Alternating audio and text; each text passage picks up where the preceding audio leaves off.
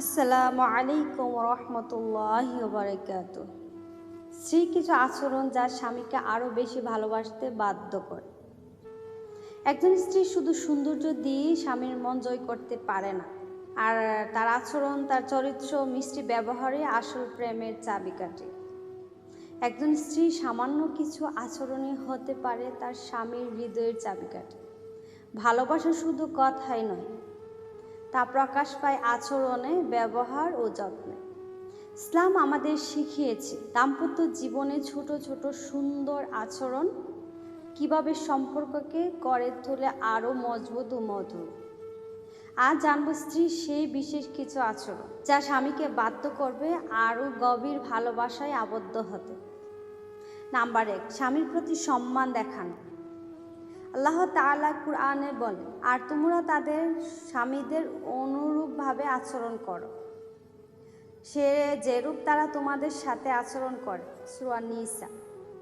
স্বামীর কথা শোনা, তাকে সিদ্ধান্তে গুরুত্ব দেওয়া বা অন্যের সামনে তাকে ছোট না করা, এগুলো ভালোবাসা বাড়ায়।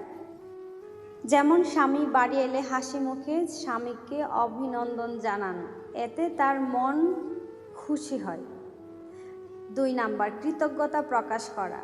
রাসূল সাল্লাল্লাহু আলাইহি সাল্লাম বলেছেন, যে স্ত্রী স্বামীর কৃতজ্ঞতা প্রকাশ করে না সে জান্নাতে প্রবেশ করবে না। ইবনে মাজাহ।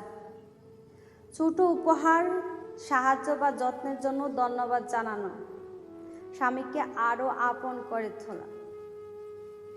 3 নাম্বার, ঘরকে শান্তির কেন্দ্র বানানো। কুরআনের স্ত্রীকে বলা হয়েছে সাকিনা, অর্থাৎ শান্তির আশ্রয়। গড়ে অযথা কলহ না করে সুন্দর পরিবেশ তৈরি করা, এতে স্বামী সবসময় গড়ে ফিরে আসক্ত, স্বস্তি বোধ হয়, বাসতে স্বস্তি বোধ করে। 4 নাম্বার, স্বামীর ইজ্জত রক্ষা করা। রাসূল সাল্লাল্লাহু আলাইহি সাল্লাম বলেছেন, স্ত্রী তার স্বামীর অনুপস্থিতিতে তার মান সম্মান বা ধন সম্পদ রক্ষা করে। স্বামীর ব্যক্তিগত বিষয় বাইরের মানুষকে না বলা, তার দুর্বলতা ফাঁস না করা, ভালোবাসা গভীর করে। 5 নাম্বার, নিজের সৌন্দর্য ও পরিচ্ছন্নতা যত্ন নেওয়া।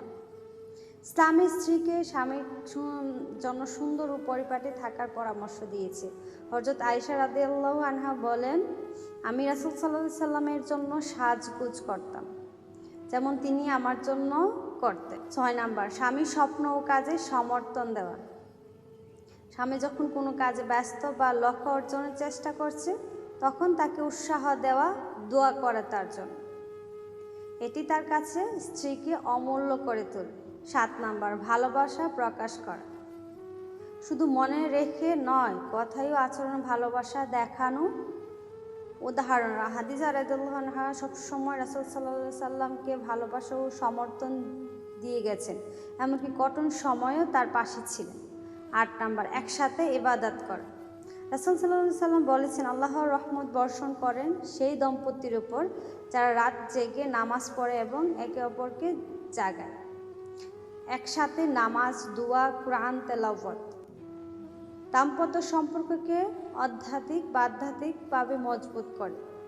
9 নাম্বার, ক্ষমাশীলতা। প্রত্যেক সম্পর্কেই ভুল হয়, কিন্তু ক্ষমা করলে ভালোবাসা আরও বেড়ে যায়। কুরআনে আল্লাহ বলেছেন, ক্ষমা করো, উপেক্ষা করো। তোমরা কি পছন্দ করো না যে আল্লাহ তোমাদের ক্ষমা করুক? 10 নাম্বার, স্বামীর পরিবারকে সম্মান করা।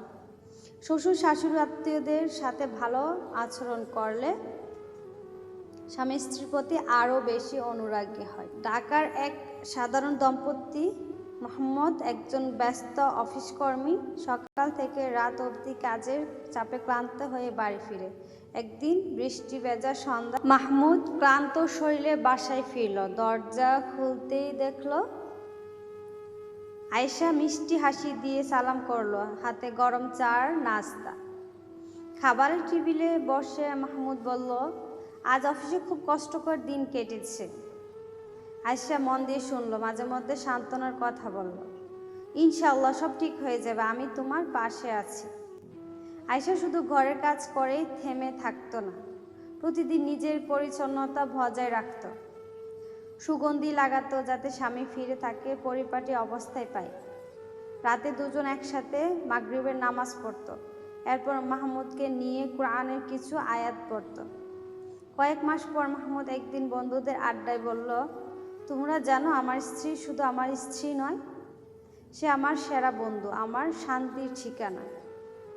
আয়েশা এই সম্মান, কৃতজ্ঞতা, ভালোবাসা ও ইবাদতের অংশ। সবাই মাহমুদকে বাধ্য করেছিল তাকে তার আরো গভীরভাবে ভালোবাসতে, এবং এভাবেই তারা দুজন দাম্পত্য জীবনকে জান্নাতের পথে এগিয়ে নিয়ে যাচ্ছিল। প্রিয় বোনেরা, স্বামী স্ত্রীর সম্পর্কে শুধু একে অপরকে ভালোবাসার নয়, বরং একে অপরকে জান্নাতের পথে সঙ্গী করে তোলার দায়িত্বও বটে। আপনার সম্মান, কৃতজ্ঞতা, মিষ্টি ব্যবহার আর ইবাদতের অংশ। এসবই স্বামীকে আরও বেশি ভালোবাসতে শেখায়। আল্লাহ আমাদের সকলের দাম্পত্য জীবনকে ভালোবাসা, রহমত আর বারাকা পরিপূর্ণ করুন। আমিন। আজকে এখানে বিদায় নিচ্ছি। আল্লাহ হাফেজ।